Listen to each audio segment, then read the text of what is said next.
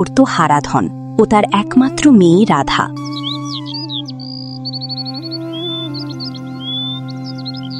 এই হারাধন, বেরো ঘর থেকে।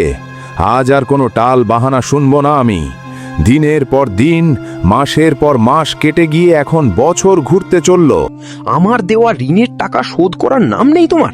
ভেবেছো কি তুমি আমার টাকা কি গাছে ফলে, নাকি আমি কোনো দয়সূত্র খুলে বসেছি এই রঘুনাথপুরে?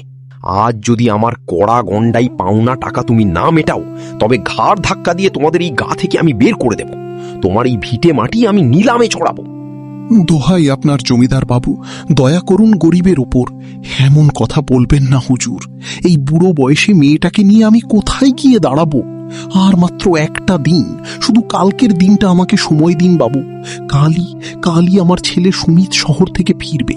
সে জুট মিলে রাত দিন এক করে হাড় ভাঙা খাটনি খেটেছে শুধু আপনার ঋণ শোধ করবে বলে। সুমিত এলেই আমি সবার আগে তাকে আপনার জমিদার বাড়িতে পাঠিয়ে দেব। আপনার একটা পয়সাও আমি এদিক ওদিক হতে দেব না বাবু। আমার বুক চিরে আপনার সব পাওনা আমি মিটিয়ে দেব। শুধু আর 2 দিন দয়া করুন হুজুর। থামো, অনেক হয়েছে তোমার এই ঘ্যান ঘ্যানানি। বছর খানেক ধরে ওই একটাই বলি আউড়ে যাচ্ছ তুমি, ছেলে আসবে ছেলে আসবে। আরে তোমার ছেলে কি ভিনদেশী রাজপুত্র নাকি যে সে মণিমুক্ত নিয়ে রঘুনাথপুরে এসে নামবে? আমার তো মনে হয় তোমার ছেলে ওই জুট মিলের নেশায় সব ভুলে বসে আছে, আর গায়ে কোনোদিন পাই রাখবে না। হয়তো সে টাকা পয়সা সব উড়িয়ে দিয়েছে। তুমি শুধু আমাকে মিথ্যে বলে বোকা বানিয়ে চলেছ। আমি আর তোমার এক ফোঁটা চোখের জলেও গোলবোচ্ছা না হারাধন। আমাকে আজই, এই মুহূর্তেই আমার টাকা চাই, না হলে জিনিসপত্র বাঁধো আর পথ দেখো। না হুজুর, আমার ছেলে ওরকম নয়।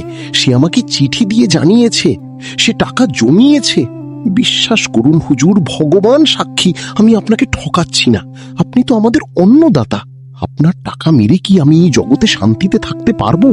শুধু 2 দিন, তারপর যদি আমার ছেলে না ফেরে আর আপনার টাকা যদি না মেটাতে পারি, তবে আমি নিজের হাতেই ভিটে ছেড়ে দেব।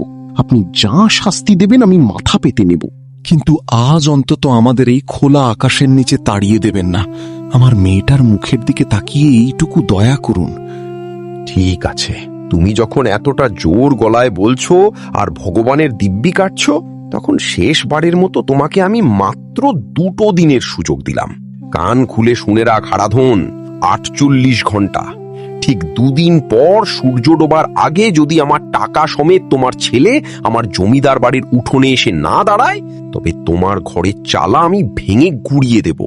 আর শুধু ভিটে ছাড়া নয়, এই রঘুনাথপুর গ্রাম থেকেও তোমাদের বাপ বেটিকে আমি কুকুরের মতো দাঁড়িয়ে ছাড়বো, মনে থাকে জানো। রাগে ফুসফুসতে জমিদার দুর্গাদাস রায় সেখান থেকে চলে যায়। ঘরের এক কোণে ভয়ে জড়সড় হয়ে দাঁড়িয়ে থাকে রাধা। এবার ধীরে ধীরে তার বাবার কাছেই এগিয়ে আসে। বাবা, আমার খুব ভয় করছে গো। জমিদারের চোখ দুটো আজ কেমন যেন লাল হয়েছিল। তুমি কি সত্যি বিশ্বাস করো দাদা, এই 2 দিনের মধ্যে এসে পড়বে? যদি দাদা কোনো কারণে আসতে না পারে, যদি জুট মিলে ছুটি না পায়, তাহলে জমিদার বাবু তো সত্যি সত্যি আমাদের এই ভিটে মাটি ছাড়া করবে। আজ তার কথার মধ্যে যে আক্রোশ ছিল, তাতে মনে হয় সে আর আমাদের কোনো কথাই শুনবে না। আমরা কোথায় যাব বাবা? তুই একদম চিন্তা করিস না মা। সুমিত আমাদের কথা দিয়েছে, ও ঠিক আসবে। তুই তো জানিস তোর দাদা কেমন এক কথার ছেলে। আমাদের এই কষ্টের দিন এবার ফুরলো বলে মা। সুমিত অনেক টাকা জমিয়েছে, জুট মিলে দিন রাত ওভারটাইম করেছে সে। ও আসলেই আমি জমিদারের সব টাকা 1 কড়িতে মিটিয়ে আসবো। তুই দেখে নিস, সব ঠিক হয়ে যাবে। তোর দাদাকে নিয়ে আমাদের আর কোনো অভাব থাকবে না রে মা।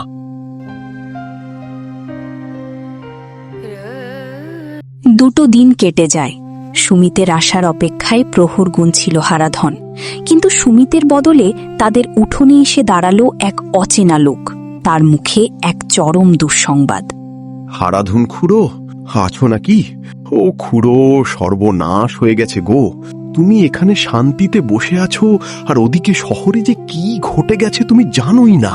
শহরের যে জুট মিলে তোমার ছেলে সুমিত কাজ করত, গতকাল গভীর রাতে সেই মিলে এক ভয়াবহ আগুন লেগেছে। দাউ দাউ করে জ্বলে উঠেছে গোটা কারখানা। কেউ বের হতে পারেনি।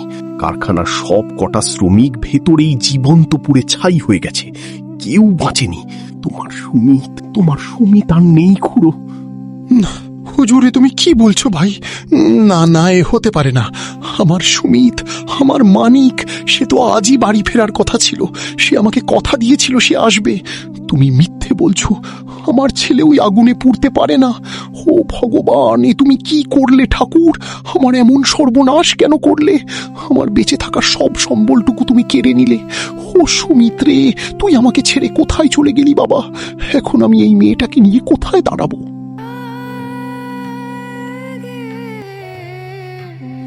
এর ঠিক 2 দিন পর একটি সুটকেস হাতে এক ভদ্রলোক রঘুনাথপুর গ্রামে এসে প্রবেশ করে। নমস্কার মশাই। আচ্ছা, এই গ্রামে হারাধন বলে একজন থাকেন, তার বাড়িটা কোন দিকে বলতে পারেন? আমি একটু তার খোঁজ করছিলাম। হারাধন? আমি এই গ্রামের জমিদার দুর্গা দাস রায়। তা তুমি কে হে? কোথা থেকে আসছো? আর হারাধনের কাছে তোমার কি এমন দরকার পড়ল? তোমাকে তো এই তল্লাটে আগে কোনোদিন দেখিনি। নমস্কার জমিদার বাবু, আমি শহর থেকে আসছি। আপনি তো নিশ্চয়ই শুনেছেন যে শহরের জুট মিলে আগুন লেগে হারাধনের ছেলে সুমিত মারা গেছে। বেচারা খুব ভালো ছেলে ছিল। অনেক দিন ধরে হাড় ভাঙা খাটুনি খেটে অনেকগুলো টাকা জমিয়েছিল।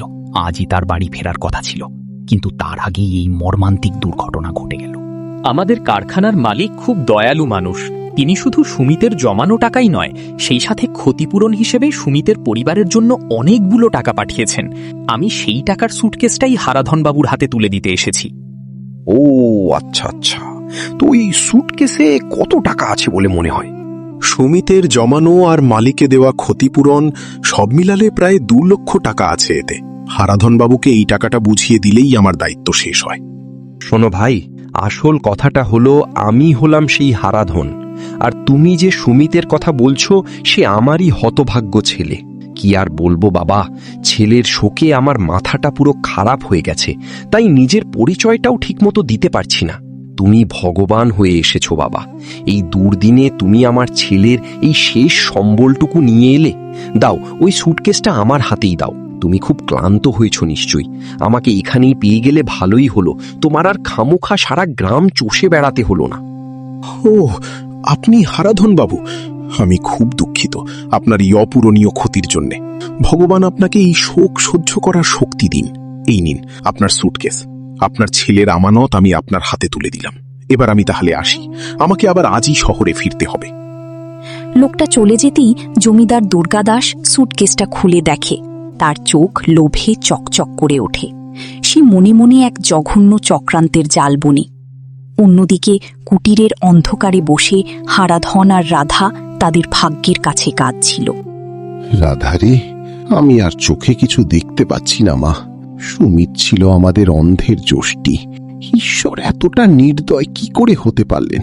আমরা তো জীবনে কারোর কোনো ক্ষতি করিনি মা, তবে কেন আমাদের কপালে এই অকাল বৈধব্য, এই চরম দারিদ্র?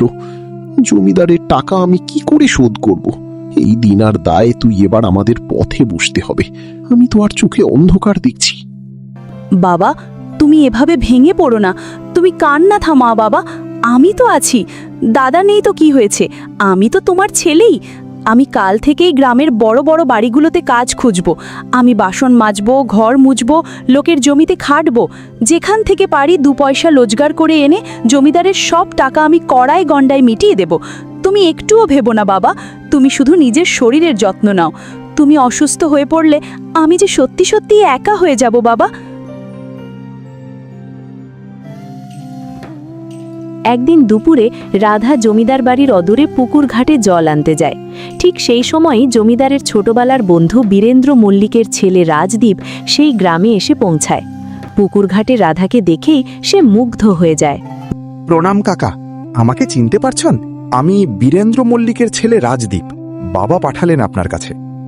আরে রাজদীপ, এসো এসো বাবা। তোমাকে তো সেই ছোটবেলায় দেখেছি, তারপর তুমি তো আর এদিকে আসোইনি। চেহারা কত বদলে গেছে, একেবারে রাজপুত্রের মতো হয়ে গেছো। তা হঠাৎ এই রঘুনাথপুরে কি মনে করে? বীরেন্দ্র কেমন আছে? বাবা ভালোই আছেন কাকা।